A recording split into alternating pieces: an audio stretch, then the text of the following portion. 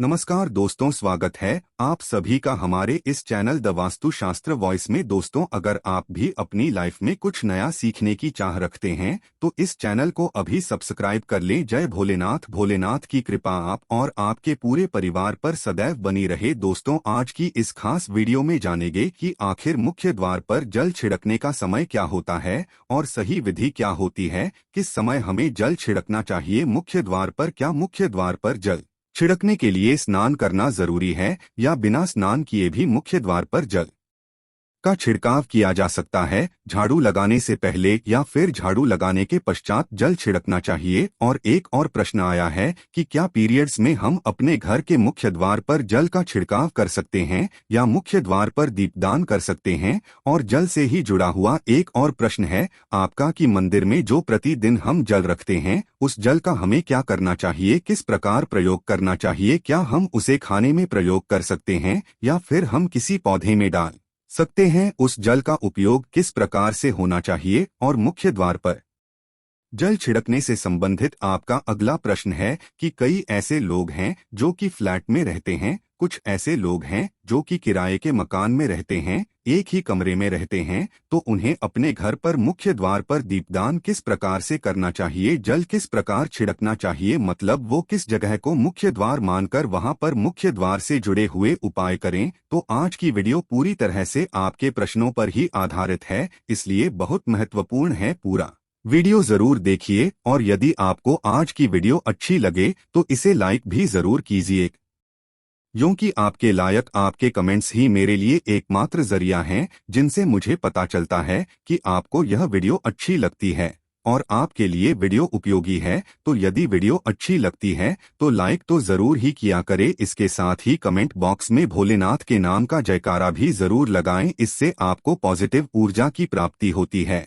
और यदि आपका कोई भी सुझाव हो, कोई भी प्रश्न हो या फिर कोई भी विशेष वीडियो देखना चाहते हैं तो उसके लिए भी कमेंट बॉक्स में जरूर लिखें। चैनल पर पहली बार आए हैं, यदि अभी तक आपने चैनल को सब्सक्राइब नहीं किया है तो आज की वीडियो यदि आपको अच्छी लगे तो चैनल को सब्सक्राइब जरूर करें और बेल बटन को भी प्रेस कर लीजिए। तो इससे यह होगा कि इस चैनल पर जो भी नई वीडियो अपलोड होंगी उसकी नोटिफिकेशन आपको सही समय पर प्राप्त होगी। तो आप जानते हैं कि मुख्य द्वार पर जल छिड़कने का सही समय क्या होता है और सही विधि क्या होती है। तो देखिए, यदि आप मुख्य द्वार पर जल छिड़कते हैं तो आपको ध्यान रखना है कि जल आप एक दिन पहले ही, मतलब रात को सोने से पहले एक पात्र में, कोई भी आप पात्र सकते हैं, जैसे कि आप एक तांबे का भी पात्र ले सकते हैं। तांबे का ना हो तो आप पीतल का ले सकते हैं, स्टील का ले सकते हैं, चांदी का ले सकते हैं, जो भी पात्र आपके पास उपलब्ध हो। एक लोटस में थोड़ा सा गंगाजल डाल दीजिए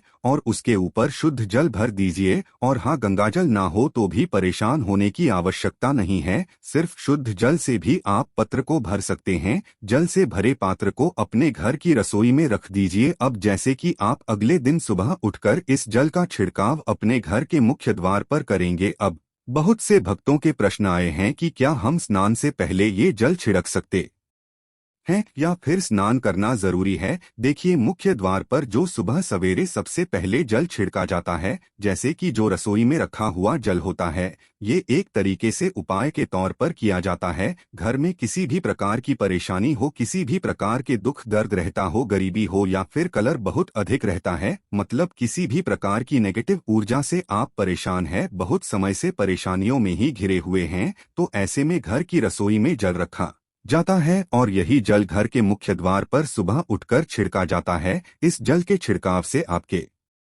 घर की कोई भी परेशानी हो बहुत शीघ्र समाप्त हो जाती है। उपाय को करने से आपके घर में सुख समृद्धि भी आती है, कलर क्लेश से भी मुक्ति मिलती है, बीमारियों से भी मुक्ति मिलती है। मतलब देखिए, किसी भी प्रकार की मानसिक परेशानी हो, शारीरिक परेशानी हो, आर्थिक तंगी हो या आपके घर में कोई वास्तु दोष हो, किसी भी प्रकार का ग्रह दोष हो, जैसे कि कई बार ऐसा होता है कि कई लोगों के ऊपर कई प्रकार के बुरे ग्रह दोषों का प्रभाव होता है, जिसकी वजह से घर में परेशानियां सदैव बनी रहती है, तो ग्रह दोषों के प्रभाव से भी आपको मुक्ति मिलती है दोष और पितृदोष भी समाप्त होता है। इसके साथ ही जैसे कि बहुत से लोगों के प्रश्न होते हैं कि उनके ऊपर किसी ने कुछ कर करा दिया है, उनके परिवार में किसी भी प्रकार की पहले कोई परेशानी नहीं थी, किंतु अभी कुछ समय से परेशानियां लगातार आती ही जा रही है और कोई रास्ता नहीं मिल रहा है परेशानी से निकलने का। तो किसी के भी किए कराए तंत्र मंत्र का प्रभाव हो, किसी की बुरी नजर का प्रभाव हो, तो भी आपके इस उपाय से मतलब इस एक लौटे जल से आपकी परेशानी स्वतः ही कुछ दिनों में हो जाती है। तो यह घर की सभी परेशानियों से मुक्ति पाने का रामबाण और सबसे सरल सबसे आसान उपाय होता है जो हमारे शास्त्रों में वर्णित है। तो आप अपने घर की रसोई में एक लोटा जल रखें रात में भरकर, और प्रातःकाल जल्दी उठकर उसी जल से अपने घर के मुख्य द्वार पर छिड़काव कीजिए। अब जैसे कि बहुत से लोगों के प्रश्न आते हैं कि यह जल हमें किस समय अपने घर के मुख्य द्वार पर छिड़कना चाहिए, तो देखिए, सुबह सूर्योदय होने से पहले इस जल का छिड़काव आपके घर के मुख्य द्वार पर हो जाना चाहिए। आप चाहे इसके पश्चात आप शुद्ध जल से मतलब किसी भी दूसरे जल से अपने घर के मुख्य द्वार को धोते हैं तो पश्चात में भी धो सकते हैं, कोई समस्या नहीं है।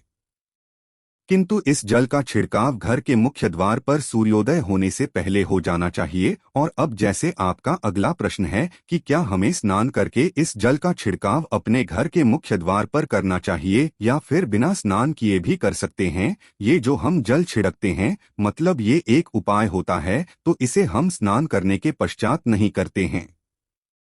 सुबह जल्दी उठते हैं और उठकर सबसे पहले घर की रसोई में जाएंगे, उसके पश्चात उस जल को लेकर आप घर के मुख्य द्वार पर जाएंगे। मुख्य द्वार खोलकर मतलब मेन गेट खोल दीजिए और उसके पश्चात मुख्य द्वार पर किसी जल का छींटा दीजिए, छिड़काव कर दीजिए। और जल का छिड़काव करते समय अपने पितरों का ध्यान कीजिए, माँ का ध्यान कीजिए, क्योंकि कहा जाता है कि सुबह सुबह माँ लक्ष्मी प्रत्येक द्वार पर आती है, सबके द्वार पर आती है। जिनके भी द्वार खुले होते हैं, जिनके घर में जल का छिड़काव मुख्य द्वार पर हुआ रहता है, उसके घर में वह प्रवेश कर जाती है। तो माँ लक्ष्मी का अपने मन में ध्यान कीजिए और एक तरह से प्रार्थना कीजिए कि हे माँ लक्ष्मी, आप मेरे घर में प्रवेश करें, मैं आपका स्वागत करने के लिए तैयार हूँ। और इसके पश्चात अपने पितरों का ध्यान कीजिए, क्योंकि हमारे घर की जो दहलीज होती है वहीं पर पितरों का वास माना जाता। तो जब आप दहलीज पर जल के छींटे देते हैं तो आपके पितर बहुत हो जाते हैं, प्रसन्न हो जाते हैं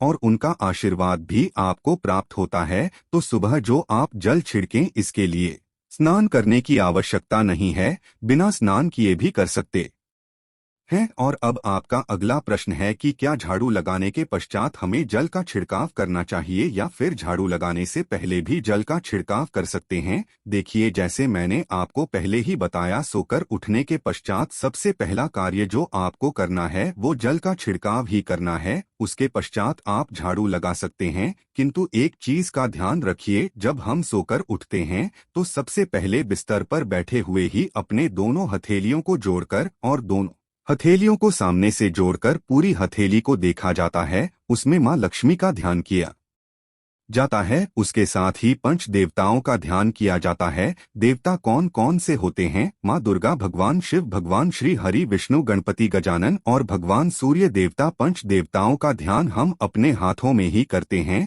हथेलियों में ही करते हैं। करा करे वास्ते लक्ष्मी करम दे, सरस्वती करमूले तू गोविंदा प्रभाते हैं। प्रदर्शन हम इस मंत्र का उच्चारण आप चाहें तो कर सकते हैं, नहीं करते हैं तो भी कोई बात नहीं। अपने इष्ट देवता का और पंच देवताओं का ध्यान अपनी हथेलियों में कर लीजिए। उसके पश्चात दोनों हाथ जोड़कर सभी देवी देवताओं को प्रणाम किया जाता है और उसके पश्चात अपने हाथ से पृथ्वी का स्पर्श करते हैं, धरती को छूकर प्रणाम करते हैं 2 बार या 3 बार। और उसके पश्चात अपना दाहिना पांव पृथ्वी पर रखते हैं, धरती पर रखते हैं। उसके पश्चात ही बाकी के जो सभी कार्य होंगे वो उसके पश्चात ही किए जाएंगे। जल का छिड़काव आप उसके पश्चात ही करेंगे। सुबह उठने के पश्चात सबसे पहले हथेलियों के दर्शन, धरती को प्रणाम कीजिए, फिर धरती पर पैर रखिए और उसके पश्चात रसोई में जाकर आपको जल लेना है और घर का मुख्य द्वार खोलकर मुख्य द्वार पर जल का छिड़काव करना है माँ लक्ष्मी का और अपने पितरों का ध्यान करना है।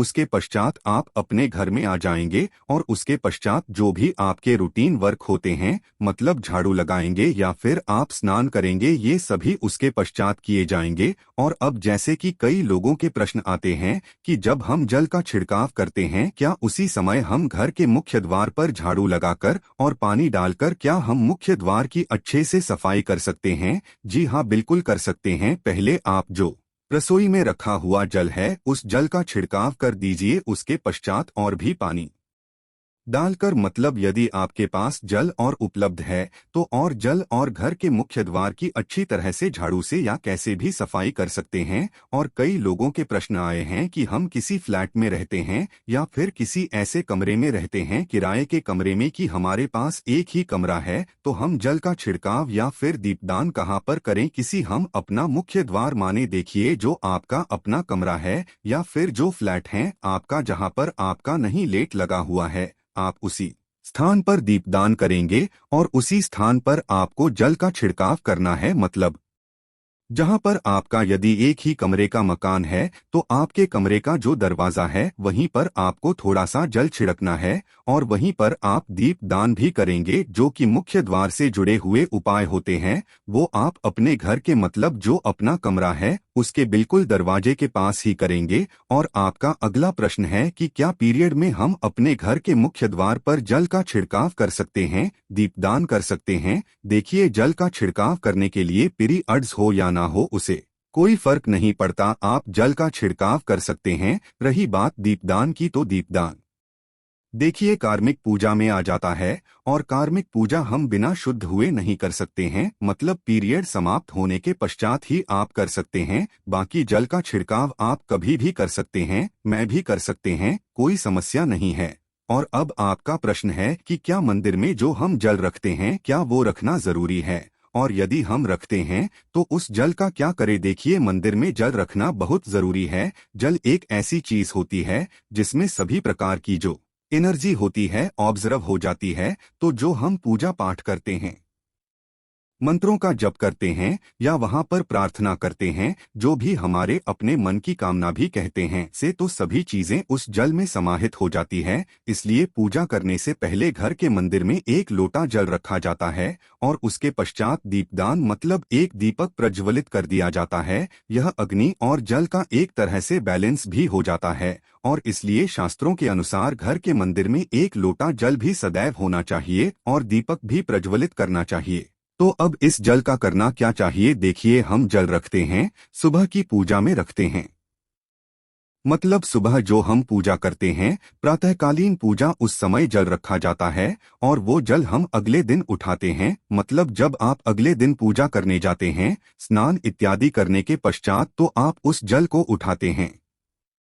सबसे पहले तो उस जल का प्रयोग सुन लीजिए, आप अपने घर के सारे कमरों में, मतलब पूरे घर में उस जल का छिड़काव करते हैं। इससे आपके घर का शुद्धिकरण हो जाता है, क्योंकि वो बहुत ही पॉजिटिव एनर्जी से भरा हुआ जल होता है। उस जल का छिड़काव करने से किसी भी प्रकार की नेगेटिव ऊर्जा का प्रवेश आपके घर में नहीं होता। किसी भी प्रकार की परेशानी आपके घर में हो, यदि आप नियमित तौर पर उस जल का छिड़काव करें अपने घर में, तो निश्चित ही आप परेशानियों से मुक्ति पा जाते हैं। कि ये कराएं, तंत्र मंत्र के प्रभाव से मुक्ति पा जाते हैं। इसका उपाय आप कर सकते हैं, जैसे कि घर में कोई बीमार है तो आप इस जल को उस व्यक्ति को पीने के लिए दे सकते हैं। और ये जल इतना पावरफुल होता है कि इस जल को पीने से बड़ी बीमारियों से, मतलब लंबी बीमारियों से भी धीरे धीरे राहत मिलने लग जाती है। कई बार होता है ना कि आप लोगों के प्रश्न आते हैं कि दवाई तो हम कर रहे हैं किंतु दवाई हमें लगती ही नहीं है, दवाई का कोई प्रभाव ही देखने को नहीं मिलता। तो ऐसे यदि उस जल को पीने के लिए रोगी को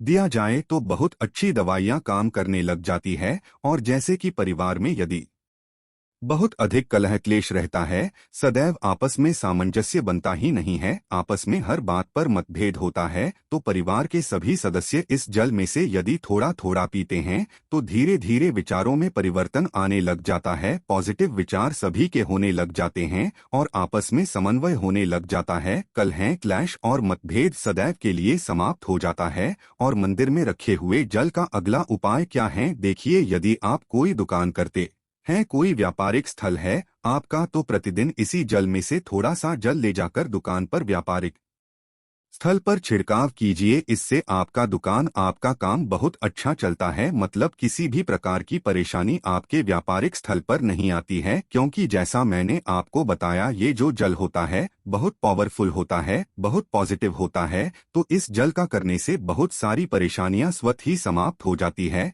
जैसे यदि आपके दुकान पर किसी की नजर लगी है, बहुत से लोगों के प्रश्न आते हैं कि हमारे काम को किसी ने बांध दिया है, मतलब किसी की बुरी नजर ऐसी लग गई है कि पहले तो दुकान बहुत अच्छी चलती थी, अब नहीं चल रही है। तो आप इस उपाय को कर सकते हैं। निश्चित ही बहुत जल्द ही आपको परेशानियों से मुक्ति मिल जाती है और दूनी रात चौगुनी आपके व्यापार में तरक्की होती है। और है मंदिर में रखे हुए जल को आप अपने घर की रसोई में खाना बनाने में पीने में भी प्रयोग कर सकते हैं, किंतु खाना बनाने में प्रयोग तभी कीजिए जबकि आपके घर में बिल्कुल सात्विक भोजन बनता हो, मतलब लहसुन प्याज यदि आपके घर में बनता हो तो खाना बनाने में इस जल का प्रयोग नहीं किया जा सकता है। फिर इस जल को थोड़ा थोड़ा परिवार के सदस्य मिलकर ग्रहण कर सकते हैं और बचे हुए जल को आप अपने घर में पौधों में डाल सकते हैं। तो देखिए, ऐसा नहीं है कि मंदिर पर रखा हुआ जल बेकार होता है, किसी काम का नहीं होता है। बहुत सारे उपयोग इस जल के होते हैं। यदि हम सही तरीके से प्रयोग करें तो अपने जीवन की बहुत सारी परेशानियों का समाधान मात्र इसे एक लौटे जल से हम कर सकते हैं। तो ध्यान रखिए कि मंत्रों से अभिमंत्रित जल बहुत महत्वपूर्ण होता है, बहुत शक्तिशाली होता है, और हमारे घर के मंदिर पर रखा हुआ जल देवताओं का आशीर्वाद होता है, क्योंकि पूरे समय वह देवताओं के पास होता है, देवता वहां पर रहते हैं। तो उस जल में हर प्रकार की शक्ति समाहित होती है, जो कि पॉजिटिव शक्तियां होती है। और इस जल का प्रयोग यदि हम सही तरीके से करते हैं, मतलब उसको पीने में करते हैं, खाना बनाने में करते हैं, घर में जल का छिड़काव करने में करते हैं, तो इससे हमारी समस्याओं का समाधान होता है। और यदि कोई भी कार्य नियमित तौर पर, मतलब प्रतिदिन किया जाता है, तो उसका हमें लाभ प्राप्त होता है। कभी कभी तो निश्चित ही आपको उतना लाभ दिखाई नहीं देगा, किंतु यदि आप नियम बना लेंगे कि हर रोज उसी जल से घर में छिड़काव करना है, घर में प्रत्येक व्यक्ति को थोड़ा थोड़ा पीने के लिए देना है, बचे हुए जल को पौधों में डाल दीजिए, दुकान पर छिड़क दीजिए, अपने घर के व्यापारिक स्थल पर छिड़काव कीजिए, बच्चों की बुक्स एल्स में, अपने घर की तिजोरी में, हर जगह इस जल का छिड़काव कीजिए और नियमित तौर पर कीजिए। चमत्कार आपको निश्चित ही देखने को मिलेगा। इसी प्रकार से जो रसोई में रखा हुआ जल होता है उसका छिड़काव अपने घर के मुख्य द्वार पर कीजिए, तो इसका भी आपको लाभ बहुत ही शीघ्र दिखाई देगा। किंतु इसे अपने रूटीन में शामिल करना होगा, प्रतिदिन नियम से यह कार्य करना होगा, तभी आपको लाभ देखने को मिलेंगे। और हाँ, कई लोगों के प्रश्न आते हैं कि मंदिर पर जो रखा हुआ जल होता है, तो जब हम अगले दिन उठाते हैं तो उसमें कई बार कुछ चीजें पड़ जाती हैं, ही कीड़े मकोड़े पड़ जाते हैं, क्योंकि खुला होता है। तो क्या हम उसे ढक सकते हैं? जी हाँ, बिल्कुल ढक सकते हैं। जब आप पूजा करते हैं सुबह के समय, तो जब तक पूजा कर रहे हैं, जब तक मंत्रोच्चारण कर रहे हैं, तब तक जल खुला रखिए। और उसके पश्चात जैसे कि आप पूजा पर से उठते हैं, तो उससे पहले जल को किसी भी प्लेट से या कटोरी से ढक दीजिए। फिर जब आप अगले दिन उस जल को उठाएंगे तो बिल्कुल शुद्ध और साफ सुथरा जल आपको मिलेगा, और उस जल का प्रयोग आप अपने किसी भी कार्य में कर सकते हैं। आशा है कि आज की इस प्रस्तुति में बताई गई जानकारी आपको अच्छे से समझ आ गई होगी। मिलते हैं अगली वीडियो में, तब तक के लिए जय श्री राम। वीडियो अच्छा लगा हो तो एक लाइक अवश्य कर दे। धन्यवाद।